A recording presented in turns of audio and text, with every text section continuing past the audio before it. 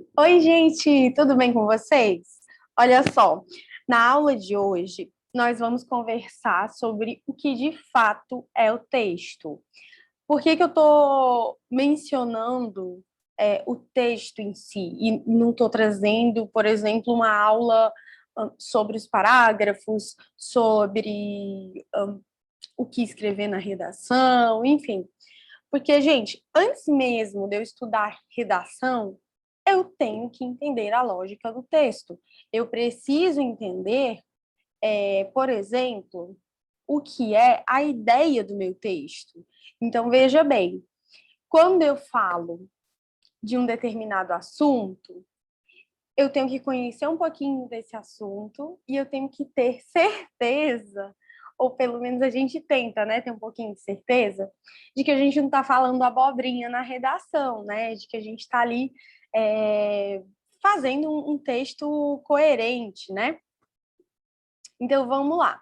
Hoje eu quero conversar com você sobre o que de fato é um texto. Quero falar com você sobre senso comum também, né? E entender um pouquinho como interpretar o tema de redação, porque dependendo da banca, você já sabe disso, dependendo da banca, nós temos aí temas subjetivos, temas objetivos, temas mais filosóficos. E aí, gente, dependendo de como venha esse tema, eu preciso saber como proceder, como interpretar, né, para eu não sair na redação falando abobrinha. Então, eu vou começar compartilhando meu slide maravilhoso com vocês. Então, vamos lá, galera, olha só. Eu quero começar conversando com você sobre o que é o texto. Então, vamos lá. Para as gramáticas textuais, né?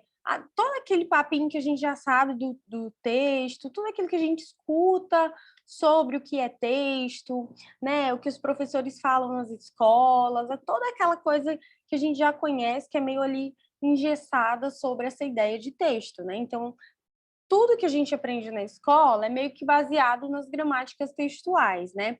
É, ultimamente isso tem mudado bastante, tem outras teorias que têm entrado nas escolas, mas em geral o livro didático ele ainda trabalha com conceitos mais conservadores sobre o que é o texto, tá? Então, o texto, ele é a unidade linguística mais alta, mais importante, superior até à sentença, e constitui uma entidade do sistema linguístico, cujas estruturas possíveis em cada língua devem ser determinadas por uma gramática textual.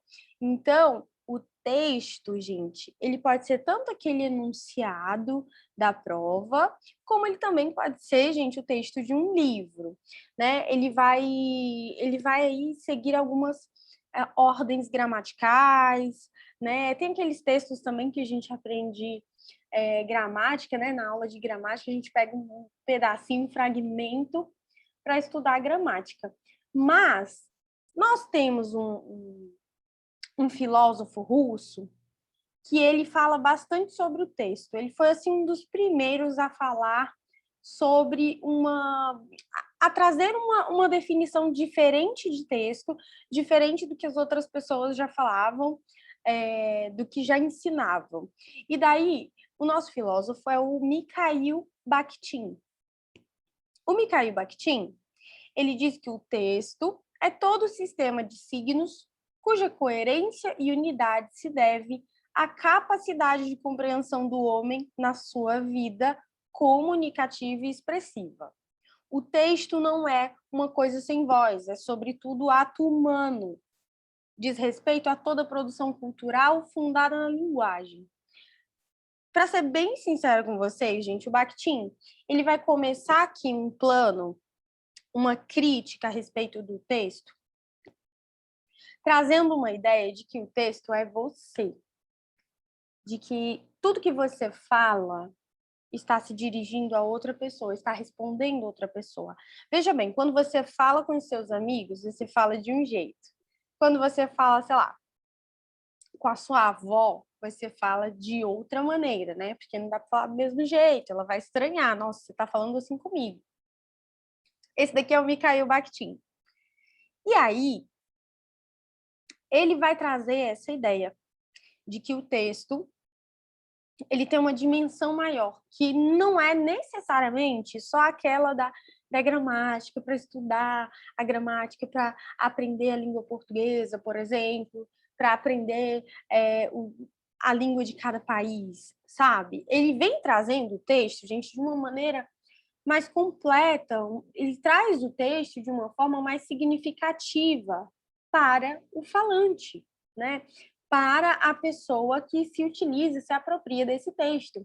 E eu concordo bastante com ele.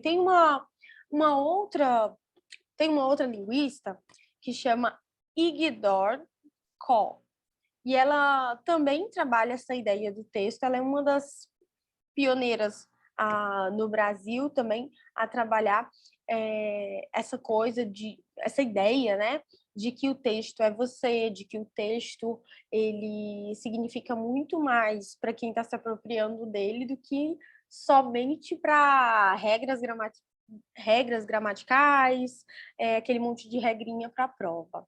Então, por que eu trouxe esse assunto para vocês? Mel, eu não estou fazendo faculdade de letras. Por que você está me explicando isso, querida? Eu estou te explicando porque as provas de vestibulares estão cada vez mais difíceis, elas estão cada vez mais contextualizadas. Inclusive, já caiu em anos anteriores, já caiu no Enem, já caiu na VUNESP, textinhos do Mikhail Bakhtin. E os meus alunos identificaram na hora aquele texto, identificaram na hora a ideia do texto, porque já tinham estudado comigo as ideias do Mikhail Bakhtin. Porque, gente, eu falo dele, assim, há muitos anos eu falo dele nas minhas aulas, inclusive alunos já usaram como repertório, né, as ideias do Mikhail Bakhtin na redação. Então, é muito importante você conhecer, né, esses novos conceitos, porque as provas, gente, elas estão mudando.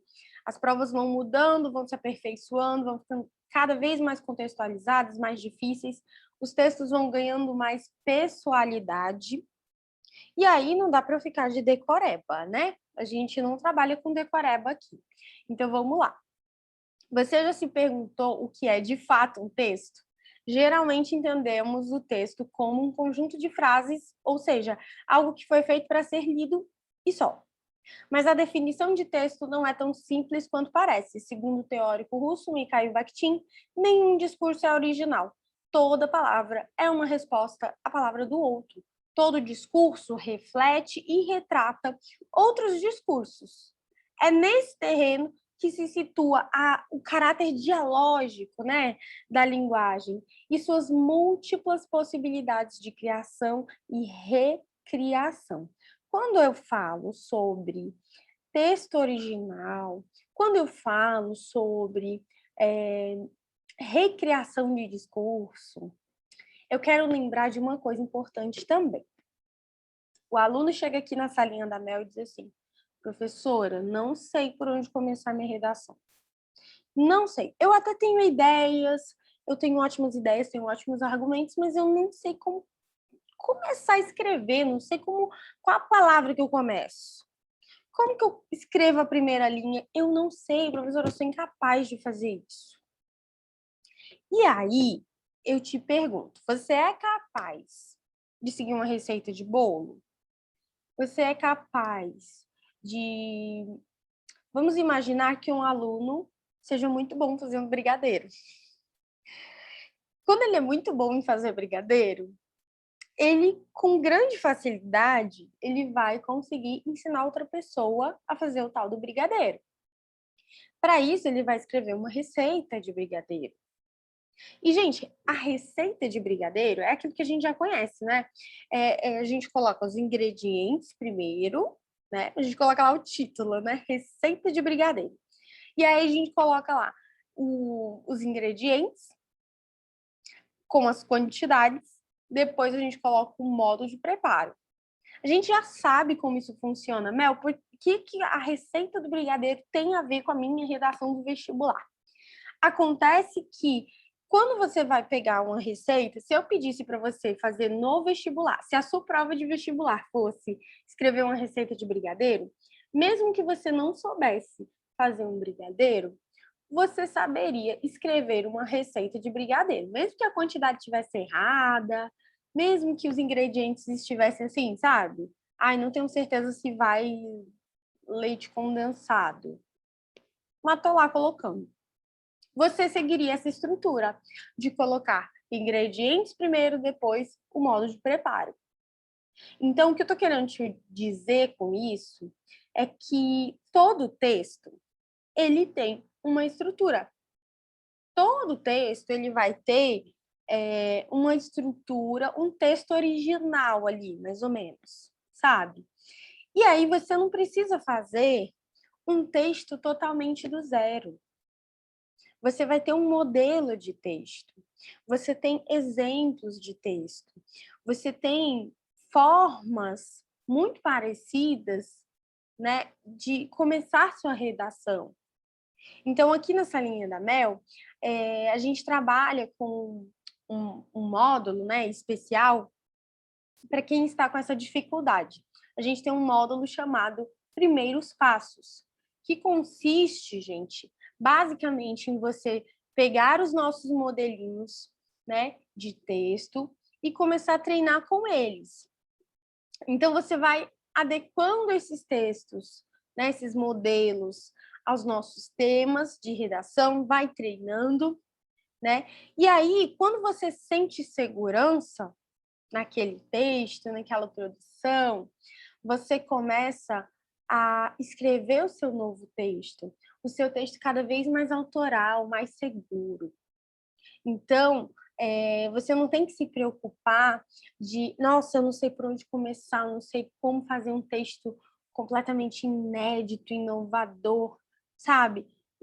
Eu não sou criativo, Mel. Você não precisa ser criativo para escrever uma redação acima da média. Você não precisa escrever um texto inédito, um texto inovador para fazer uma redação acima da média. Você vai começar como muita gente começa o texto. Então, existem regras específicas, existe uma estrutura específica, e aqui nessa linha da Mel você vai entender que não precisa desse sofrimento todo para começar a escrever sua redação. Você vai ver ao longo das aulas que cada período da sua redação, cada linha tem um propósito, tem uma especificidade, sabe? Tem uma ação ali que você vai executar.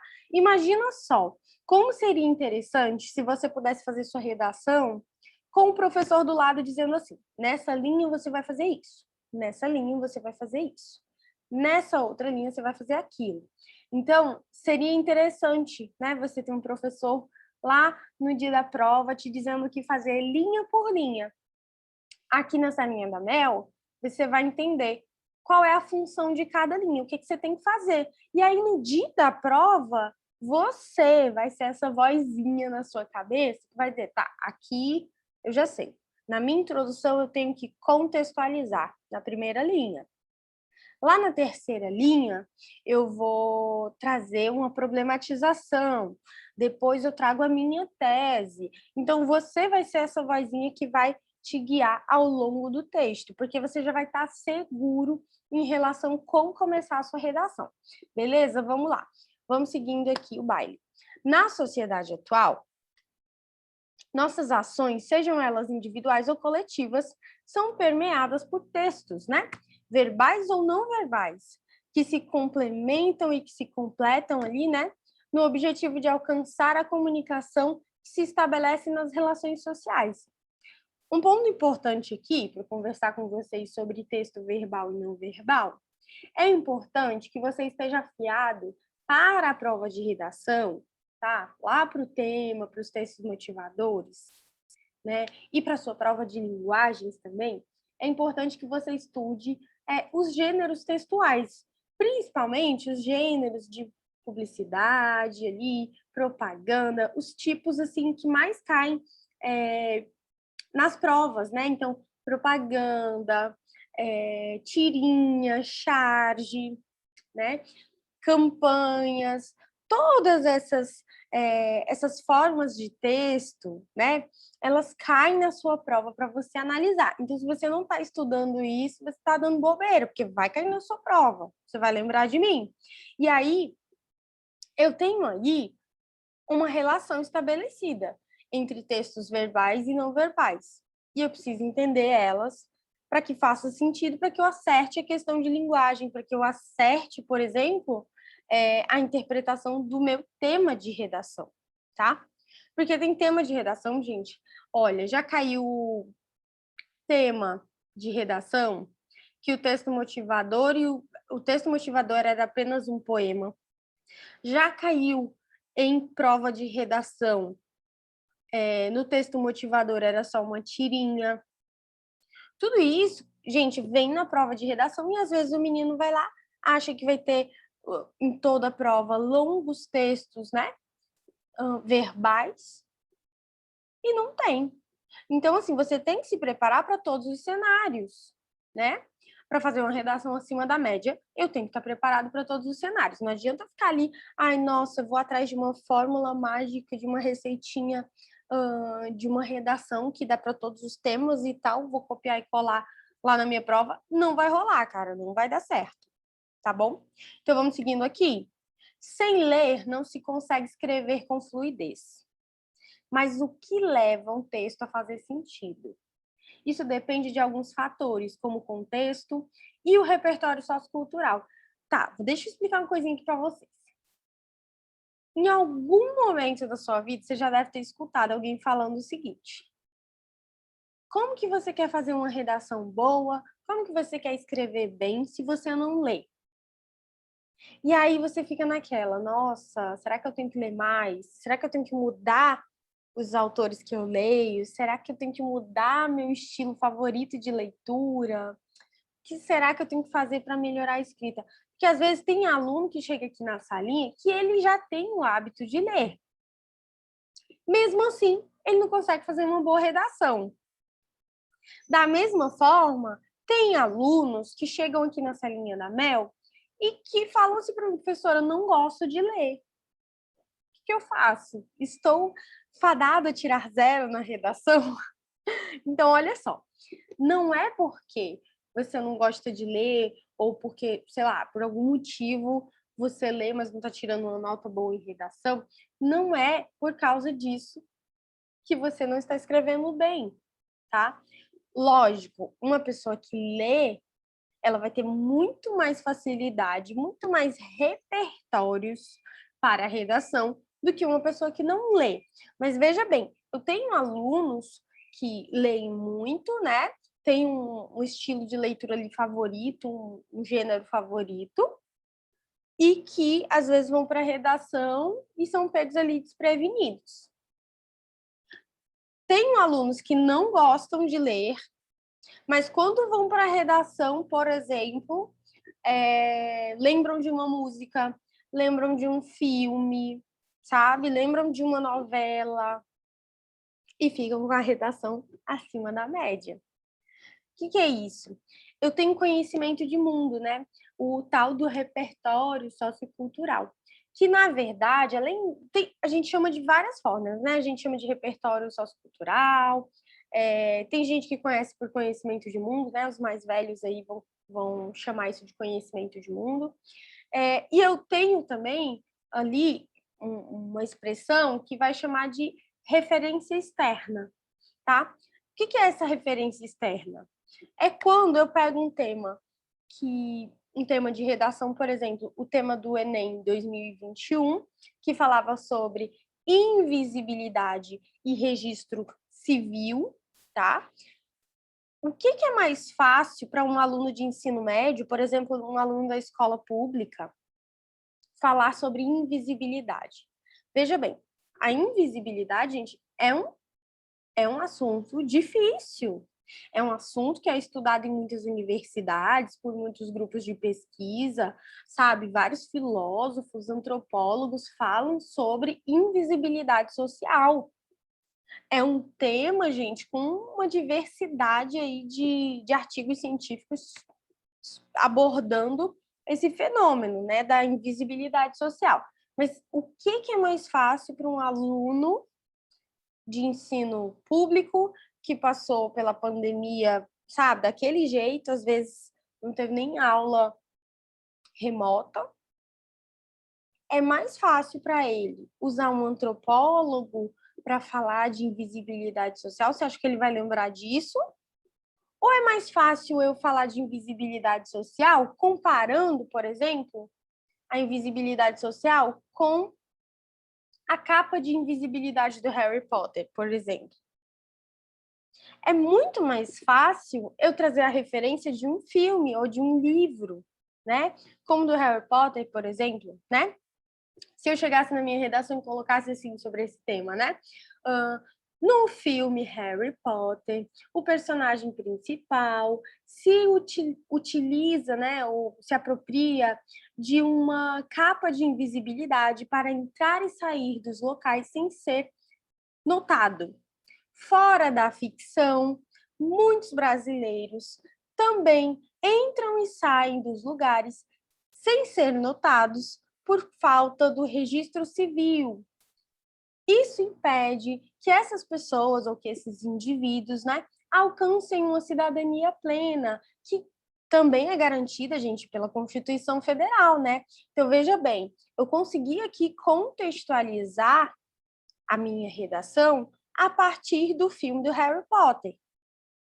Então, veja bem, o que é mais fácil para mim?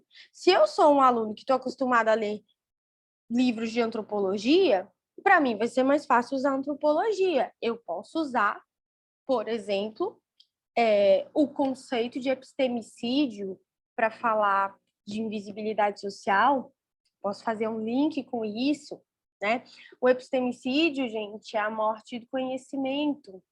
É ali quando tem alguma narrativa que é silenciada, né? Então, veja bem, se eu tenho conhecimento para falar de antropologia, massa, vou falar de antropologia. Mas e se eu não tenho? Se eu não tenho conhecimento de antropologia, se eu não tenho conhecimento técnico, o que eu vou fazer? Quer dizer que eu tenho que tirar zero por causa disso? Não, né, gente? Não é porque eu não tive acesso. Tem muitas pessoas que não têm acesso, gente, à leitura, principalmente leitura de qualidade. Tem muita gente que não tem acesso, gente, ao mínimo. Então, eu não posso ser uma pessoa arrogante e dizer para ela assim: ah, você tem que ler para você tirar uma nota alta em redação. Não é só isso. Eu tenho alunos que não gostam de ler e aí a gente trabalha com o quê? Com filmes, com música, sabe? Com novela. Mas a gente dá um jeito de fazer esse menino escrever uma redação acima da média. E escrever daquele jeito, com categoria. Escrever com excelência, com qualidade. Entregar qualidade acima da média. Dentro do universo dele. Então, assim, eu não posso ser uma pessoa soberba de achar que, nossa, todo mundo tem que falar a mesma língua que eu, todo mundo tem que gostar da mesma música que eu, todo mundo tem que ler o mesmo tipo de livro que eu. Gente, por exemplo, eu não gosto de livros de fantasia. Então, dificilmente eu usaria um livro, uma referência externa, né? Sobre um livro de fantasia na redação. Eu teria muita dificuldade de usar um livro de fantasia, né? Uma história, né, desse gênero, na minha redação. Agora, eu gosto muito de música. Então, assim, eu tenho inúmeros repertórios de música para usar em diversos temas de redação. Então, percebam, você vai fazer uma redação acima da média. Então, independente do seu gosto musical, você não precisa ler todos os livros do mundo para fazer uma redação acima da média, você não precisa gostar de música erudita, você não precisa gostar de gramática para fazer uma redação acima da média, você vai aprender como driblar as suas dificuldades para escrever. Então, vamos seguindo o baile aqui. Gente, quando eu falo, né, de contexto, de repertório sociocultural, eu quero falar com vocês também sobre o senso comum, tá? O senso comum, o que que é? É aquela coisa que todo mundo sabe, mais ou menos, mas talvez se eu colocar lá, justifique sua resposta, nem todo mundo vai saber explicar, sabe? Então, vamos lá. Quando eu falo assim, você sabe o que é uma arma nuclear? Acredito que todo mundo já tenha escutado essa palavra em algum momento, sobretudo em 2022, né, com os conflitos, né, internacionais e com as guerras, né, na Rússia e Ucrânia. Então, veja bem, saber o que é uma arma nuclear consiste não só em ter ouvido falar numa arma nuclear, mas também entender o que é uma arma nuclear. Qual que é a consequência de de uma arma nuclear? Qual a consequência que ela gera se ela for usada numa guerra? O que é necessariamente uma arma nuclear? Sabe? Eu vou começando ali a me aprofundar, a entender o que de fato são as coisas, antes de eu começar ali a chutar o que é e falar abobrinha, falar alguma coisa errada. Então, veja bem, o conhecimento cotidiano, não refletido e não testado, né, que adquirimos ali por meio de repetição das experiências, da cultura, de geração a geração, é conhecido como senso comum. Então, assim, provavelmente, todo mundo já ouviu falar sobre arma nuclear, bomba atômica, todo mundo sabe o que é uma vacina, né? Todo mundo sabe o que é uma vacina, todo mundo já ouviu falar de vírus, mas quando eu pergunto algo muito específico, por exemplo, o que é uma cepa, uma nova cepa de coronavírus? Eu tenho que entender que é uma mutação genética, ela muda o formatinho da célula e isso vai se caracterizar ali numa nova cepa, tá?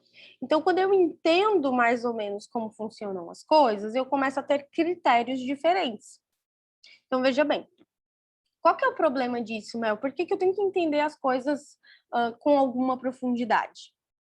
Acontece que muitas fake news, por exemplo, elas aparecem por falta de conhecimento aprofundado. Então, veja bem, durante a pandemia eram super comuns fake news dizendo que para matar o vírus a pessoa bastava consumir, sei lá, chá de alho, chá de casca de alho, tomar um antibiótico para matar o coronavírus, por exemplo. Então, veja bem, são tantas informações que as pessoas recebem que se elas não tiverem um mínimo de profundidade ali, sabe? Dar uma mergulhadinha no assunto, elas acabam se confundindo, elas acabam acreditando que é possível tal coisa acontecer. E isso eu vou chamar de senso comum. Quando a gente pensa muito no senso comum, a gente cai em muitos erros. Vou dar um exemplo aqui bem sério também, um exemplo que pode cair nos temas 2022, né? A temática, gente, do aborto, né?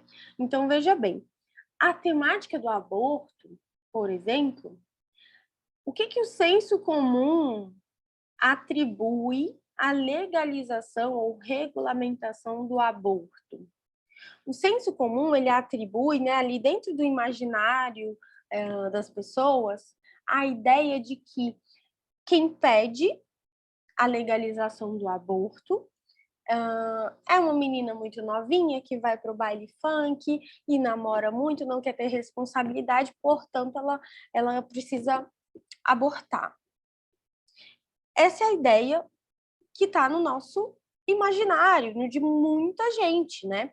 Mas quando nós vamos analisar os dados os dados fornecidos até pelas agências de saúde, pelo governo, quando você vai analisar, você observa que o perfil das mulheres que mais abortam são mulheres casadas, religiosas, pobres e com mais de 2 filhos.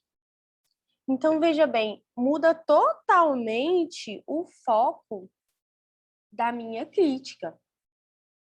Então, percebam, eu tenho motivos para criticar uma mulher que já tem muitos filhos, que é pobre, que às vezes não tem ali o apoio da família para interromper uma gravidez indesejada, né? Muitas vezes por conta de religião e tudo mais. Eu tenho motivos para trazer alternativas em relação ao aborto? Eu tenho alternativas para essa mulher? Ou será que não? Eu vou colocar todo mundo no mesmo saco ali, vou colocar todo mundo no mesmo balaio e dizer que não, ninguém vai abortar aqui, ninguém vai resolver esse problema. Só que eu tenho que lembrar que o aborto, ele acontece. Eu gostando ou não, aprovando ou não, regularizando ou não, ele continua acontecendo. Então, eu preciso trabalhar com esses fatos. Então, o senso comum, gente, ele vai trazer um pouco dessa confusão, né? A gente começa a ter uma ideia muito fixa de algo que a gente trouxe ao longo da nossa vida, né? De geração em geração, ensinamentos populares, né? Conhecimento popular. E isso acaba me confundindo quando eu trabalho com a informação. Sobretudo, gente, na era da pós-verdade. Sobretudo, gente, no momento em que eu estou, né, que a gente chama da era da informação. Gente, tem informação em todo canto, tem conteúdo em todo canto, mas não tem curadoria. O que é a curadoria?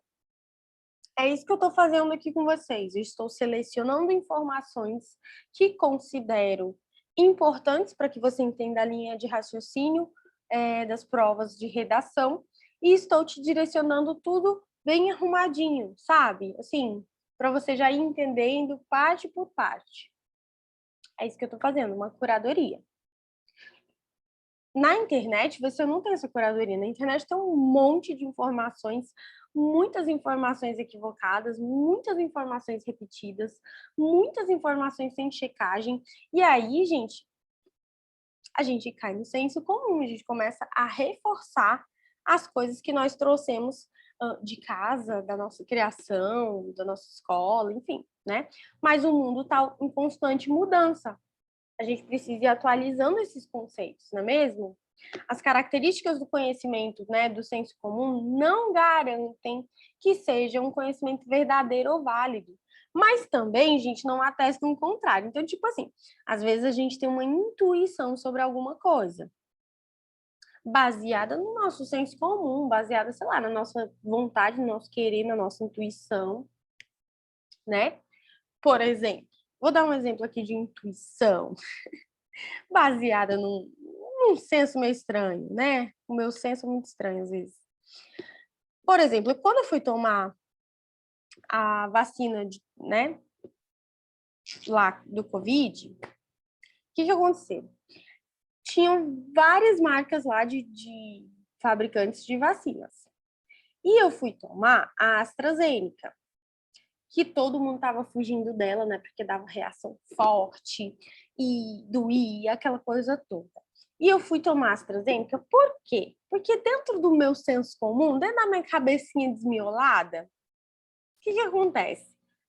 Eu acho que para funcionar o negócio tem que, no mínimo, arder, doer, não sei. Na minha cabeça, isso faz algum sentido. Talvez na sua não faça. Por exemplo, mertiolate. Para quem é muito jovem, não vai saber o que é o mertiolate, mas depois dá um Google aí que vocês vão entender.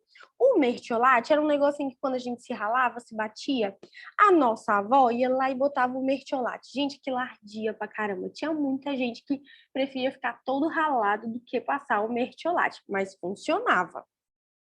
Depois de um tempo, criaram um mertiolate que não ardia.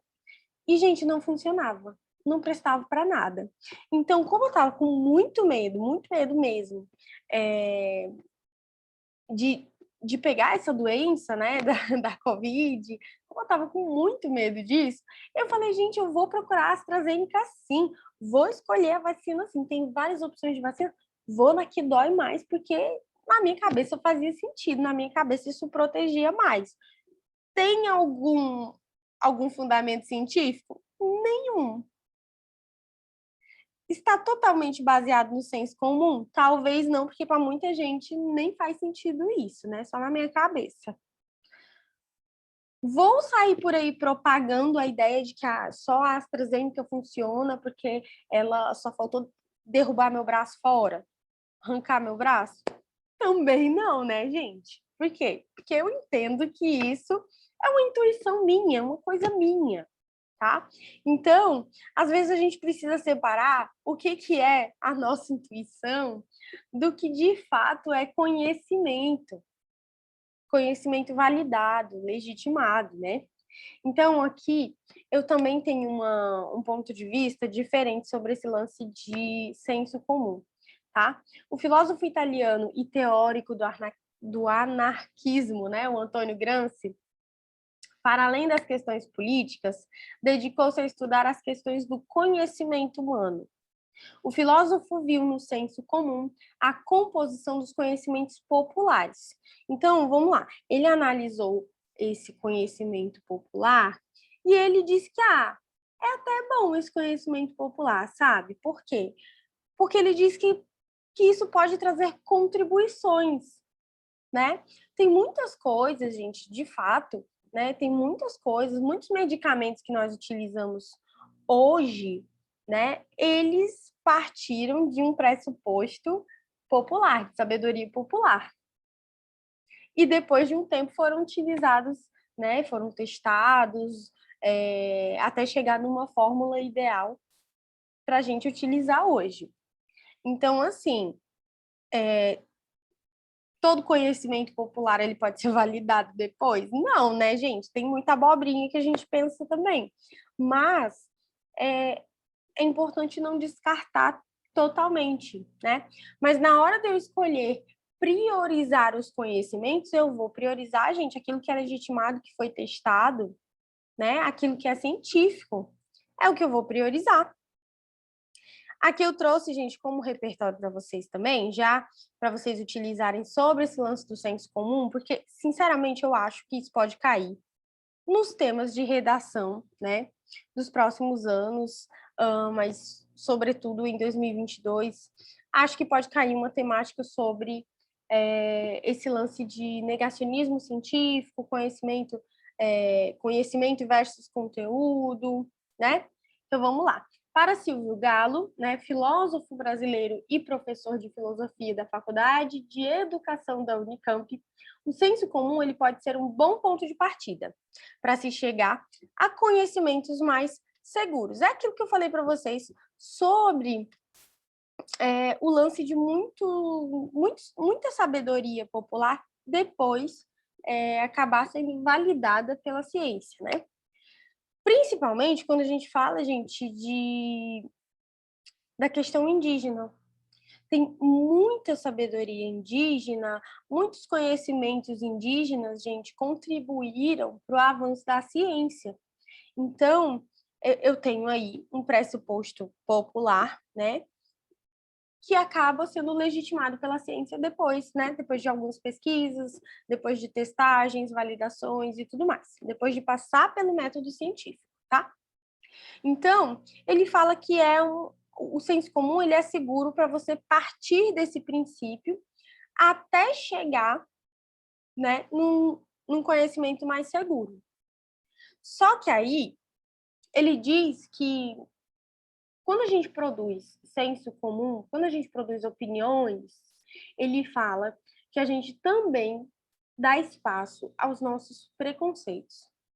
Gente, isso é bem verdade, porque veja bem, olha só, o fato de eu ter escolhido uma vacina porque eu queria a vacina que doía e não a vacina que não doía, isso deixa claro em mim um certo preconceito com a outra vacina lá da Pfizer, por exemplo, né, que não doía.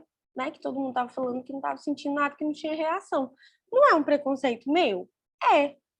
Todas elas foram validadas pela ciência, todas elas foram legitimadas pela ciência. Então, isso demonstra de mim um preconceito. Então, veja bem, a gente, quando dá ouvidos ao senso comum, a gente age muitas vezes de forma preconceituosa, né?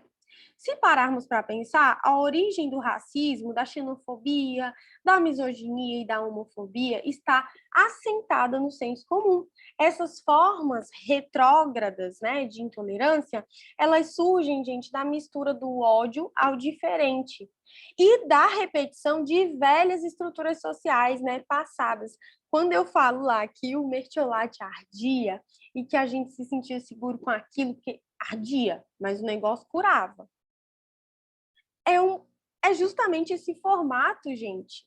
É um formato social, gente, velho. Quer dizer, então, que o mertiolate ele não pode evoluir, queridinha? Quer dizer que ele não pode funcionar sem arder? Então, veja bem, a gente vai dando lugar a preconceitos. Eu dei um exemplo aqui completamente ridículo para vocês sobre o tal do mertiolate.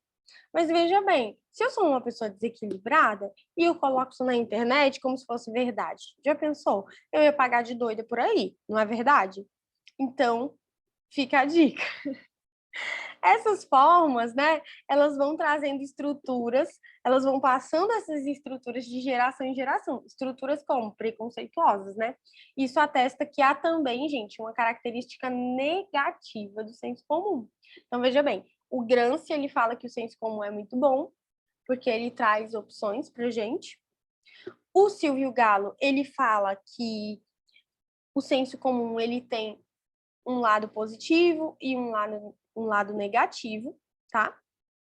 E aqui eu trago a opinião da Marilena Chauí, que particularmente gosto muito.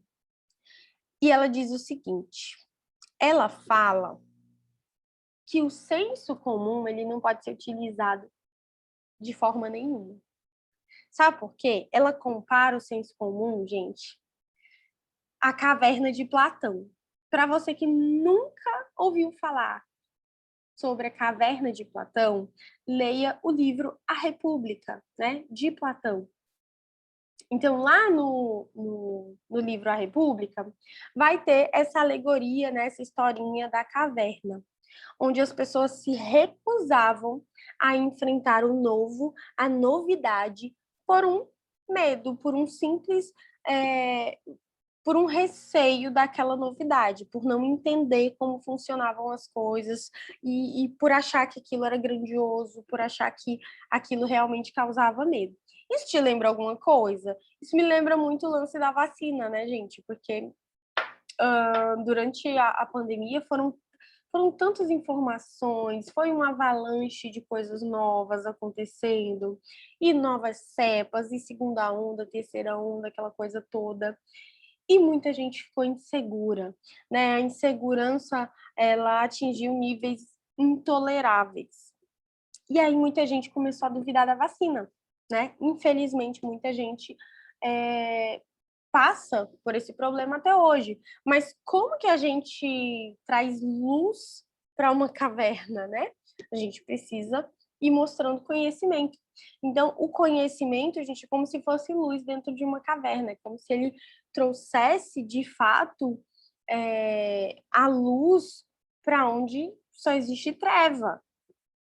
É como se ele tirasse alguém de uma caverna para dizer assim, olha, não é tão ruim assim como você está pensando, calma, você não precisa ter medo, a gente vai aprender a lidar com esse novo mundo, né? Com essa nova estrutura. O único meio de escapar disso, né, dessas limitações, desse medo, é atingindo o conhecimento verdadeiro, que é dado pelo raciocínio e pela capacidade de procurar na filosofia um conhecimento mais seguro. Então, assim, eu particularmente gosto muito da visão da Marilena Chauí sobre essa temática do senso comum. Me identifico muito, acho que você deveria utilizar a Marilena Chaui nas suas redações, lembrando onde que você vai usar esse conteúdo, em que temas de redação você pode usar. Primeiro, você pode usar nas temáticas sobre conteúdo versus conhecimento. Você pode usar nas temáticas, por exemplo, de negacionismo científico, né? Movimento anti-vacina. Dá para utilizar esse repertório da Marilena Chaui também, gente, em relação à linguagem, né? Linguagem neutra, por exemplo, né? Que gera ali gera um impacto na gente, né? Quando a gente fala assim, nossa, linguagem neutra, como assim, gente? Como que eu vou falar linguagem neutra? Linguisticamente falando, gente, não tem como eu mudar a norma padrão para uma linguagem neutra, né? Isso envolveria, inclusive, outros países de língua portuguesa. Mas, na minha redação, eu posso sugerir, por exemplo, que sejam criados, gente, um dicionário neutro, por exemplo. Eu posso sugerir a criação de um dicionário neutro, de um dialeto, de um vocabulário. Eu posso ir ali, né, caminhando mais devagar para esse progresso, tá? Ou eu posso simplesmente discordar, dizer que eu não acho que seja algo viável, tá? Mas por que eu te dou essas opções? Para você ver que, assim, eu não tenho que me moldar à opinião da banca. Eu só não posso me perder na minha opinião. Então, é muito comum o aluno chegar cheio de si na redação e dizer, não, eu vou discordar da banca, eu vou botar o que eu quero, de acordo com o meu viés político, assim, assim, assim, ele chega revoltado lá na redação. E ele se perde nos próprios argumentos, nas próprias ideias. Então, assim, eu não quero que você se revolte com o tema da redação. Eu quero que você olhe para o tema da redação como uma atividade que você vai executar e entregar. Tira o seu da reta, você não está ali para militar. Você não está ali para mudar o Brasil com a sua redação, ou alecrim dourado. Você só vai entregar uma redação acima da média, tirar sua nota alta porque você quer uma vaga na faculdade. Então, lá na universidade, você desenvolve suas pesquisas aí para refutar o tema da redação, se você quiser. Mas na redação, eu não quero chororô, eu não quero você lá reclamando do tema da redação, dizendo que o tema é de esquerda, o tema é de direita, tananã, tananã, tananã. Esquece isso, tá? O contexto, gente, vamos lá. Já falei do senso comum. Para que eu entenda o tema de redação, eu preciso ter algum conhecimento de mundo, algum repertório na minha cabeça para eu conseguir entender aquele tema de redação. Para entender o que a pessoa está falando no tema de redação. E eu preciso também, gente, de contexto. Às vezes o tema é muito difícil. E aí, quem é que vai fazer esse tema ficar fácil para mim? O texto motivador. Por quê? Porque o texto motivador, geralmente, ele traz um contexto, geralmente ele traz uma ideia sobre do que se trata aquele tema. E aí, gente, o texto motivador vai virar o meu melhor amigo nesse momento. Quando o tema for muito difícil, eu já sei que o texto motivador vai me salvar. Então, olha só, o contexto ele é a circunstância essencial na produção dos textos. Ele corresponde ao conjunto de conjunturas, né, materiais ou abstratas que rodeiam um acontecimento ou um fato. Assim, o contexto, né, são todas as informações que acompanham o texto, modo pelo qual as ideias se encadeiam no discurso. Então, veja bem, quando eu falo de contexto, se eu estiver falando, por exemplo, de uma notícia, tá? Coloquei uma notícia lá sobre armas nucleares. Coloquei uma notícia muito específica sobre uma arma nuclear que não explodiu. O leitor que pegar esse texto, ele vai olhar para esse texto e vai dizer assim, não entendi nada. Como assim? Não explodiu por quê? Ela deveria ter explodido, certamente. Mas por que ela não explodiu? É possível uma arma nuclear? Qual a chance de uma arma nuclear não explodir? Dar defeito. Só um exemplo. Se eu não contextualizar, se eu não disser por que aquela arma nuclear, aquela bomba nuclear, sei lá, não explodiu, se eu não contextualizar para o meu leitor o que é uma arma nuclear, se eu não contextualizar para ele o que aconteceu e o que deveria ter acontecido, por exemplo, ele não vai entender o texto. O texto, no lugar de informar, vai confundi-lo. Vou te dar um exemplo agora prático de redação. A redação da VUNESP, acho que 2018, não vou lembrar agora o ano, uma redação da VUNESP trouxe um tema, que o tema era assim, lista suja do trabalho escravo. O aluno abriu aquela prova, olhou para o tema e não entendeu nada. Ele disse, como assim, lista suja do trabalho escravo? O que é isso, gente? Quando ele foi para o texto motivador, ele entendeu que existe uma lista em que empresas que foram, né, flagradas ali com trabalho escravo, com mão de obra escrava, entram para essa lista e sofrem sanções, sofrem retaliações do Estado, né? Que tipo de retaliações, né? Uma empresa recebe por trabalhar com mão de obra escrava. Ela perde, sei lá, o direito de. Ela fecha a empresa dela? Não. Seria interessante se fechasse, né, gente? Eu acho que boa parte das pessoas, o senso comum diria isso.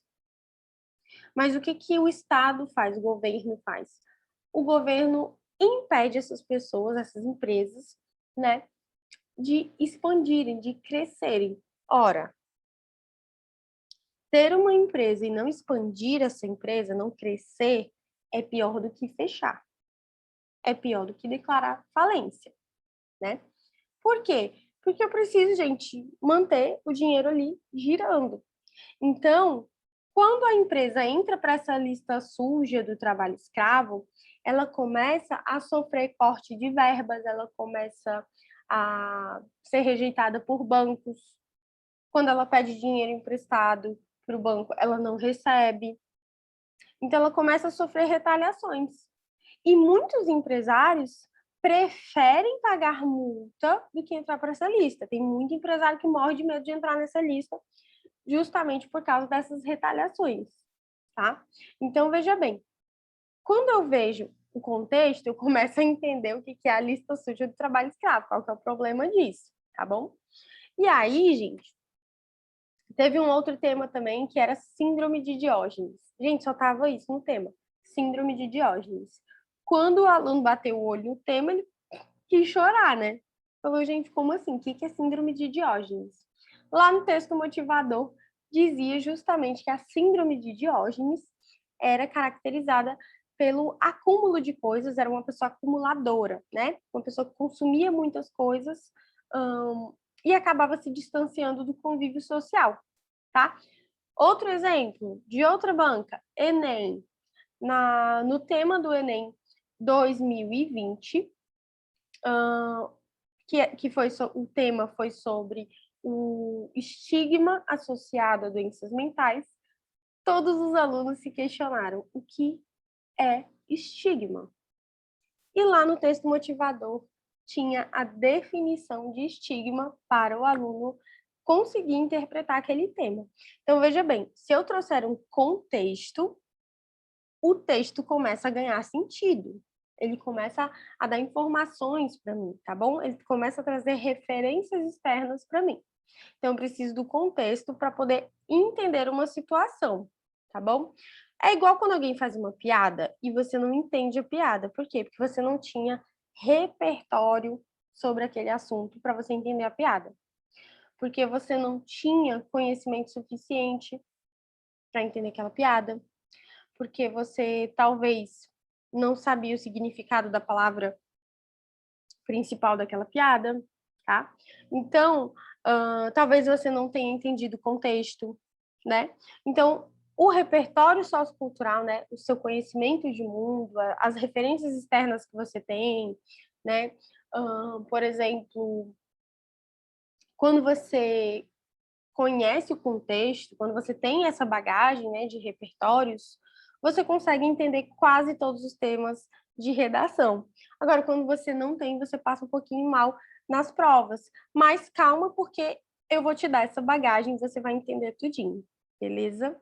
Diferença entre, né, o texto e o discurso. Eu tenho o texto como unidade linguística ali concreta, né, seja ela escrita, seja ela por numa charge, numa música, num poema, né? E o discurso, gente, é a atividade comunicativa.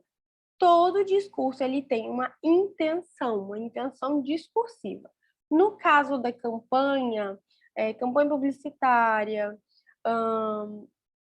nas propagandas, ele tem um discurso com intenção de te convencer alguma coisa, tá?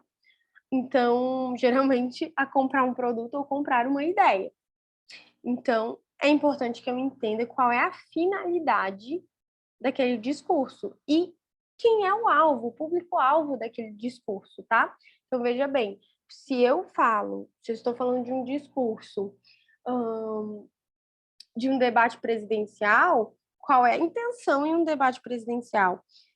Primeiro de tudo, convencer o eleitor a votar naquele ser humaninho que está lá discursando. Segundo ponto é trazer uma ideia de quem é aquela pessoa para o público, né, para que as pessoas comecem a pensar naquele candidato como uma opção de voto. Então, eu tenho aí uma finalidade, tá bom? Convencer.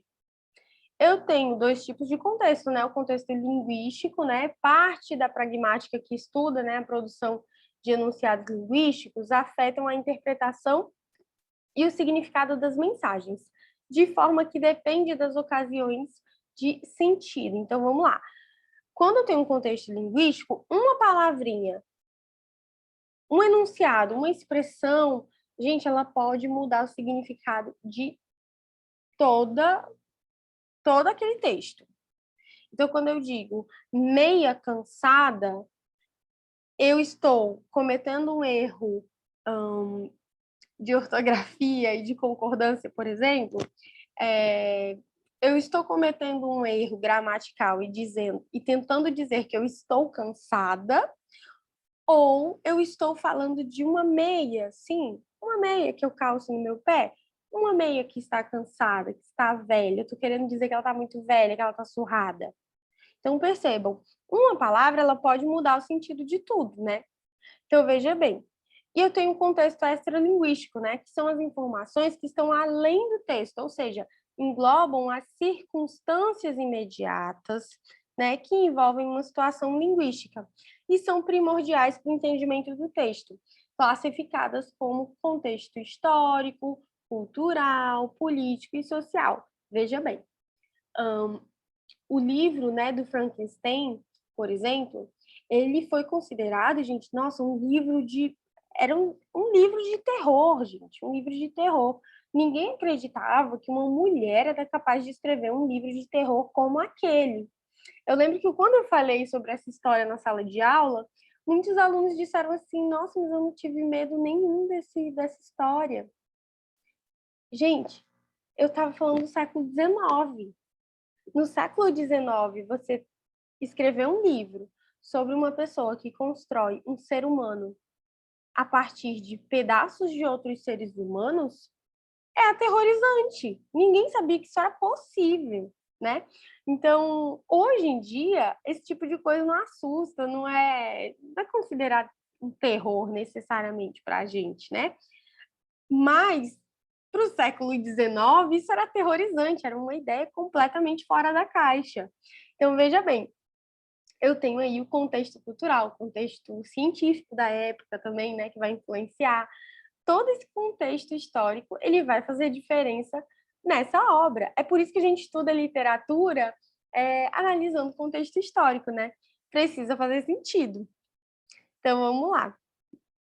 Aqui, gente, olha só. Eu tenho uma forma de você interpretar os temas de redação e interpretar também, gente, a sua prova de linguagens, tá? Para você nunca mais errar a sua prova de linguagens, a sua prova de interpretação de textos.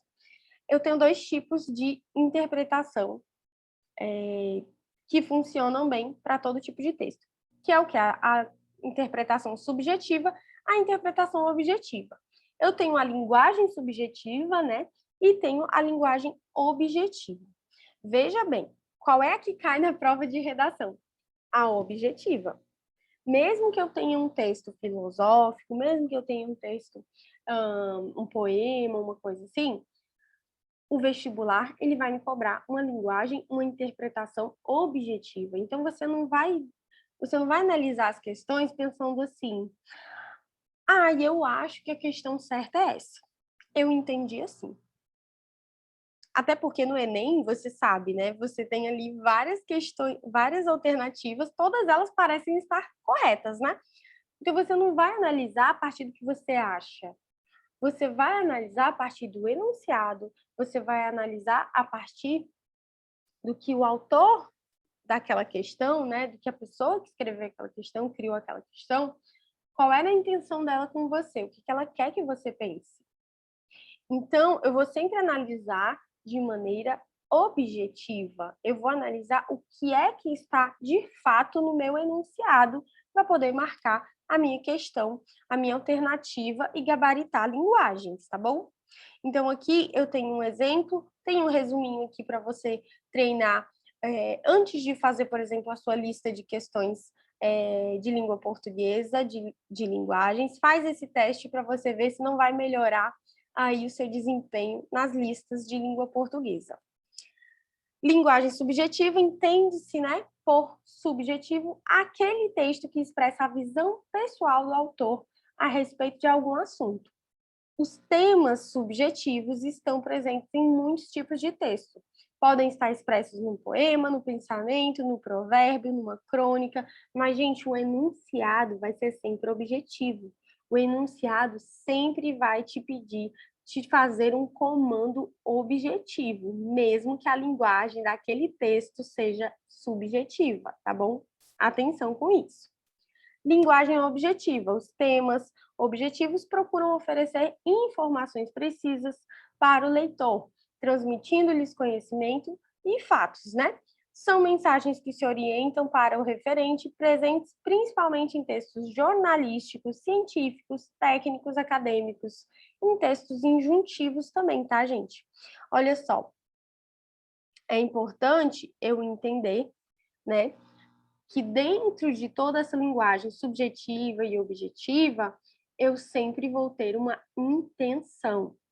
Então, analise qual é a intenção daquele enunciado, da pessoa que criou aquele enunciado. Independente se o texto é um poema, se tem uma linguagem subjetiva ou objetiva no texto, o seu enunciado sempre será objetivo, sempre vai pedir de você um comando.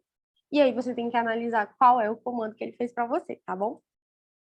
Aqui eu tenho um resuminho do que é a tal da interpretação subjetiva, né? A opinião do leitor. E a interpretação objetiva, que é a que cai na sua prova, tanto de linguagens como na prova de redação, né?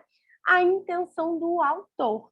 Então, lá na sua prova de redação, sempre vai ter, gente, uma proposta objetiva, sempre vai pedir de você um posicionamento sobre aquele tema, tá? E não que, ai, nossa, o que você acha, que está passando aí as tuas intuições, né? Mas o que de fato você observa sobre aquele tema, sobre aquele assunto, tá bom? Cada indivíduo, num processo que só ele compete, faz a junção daquilo que sabe, né? O conhecimento prévio, as referências externas, o repertório sociocultural, né? Com o que está sendo ofertado, a interação com o meio. E a partir disso cria uma nova significação, um novo conhecimento. Eu espero que você tenha gostado da aula de hoje. Nos vemos no próximo vídeo.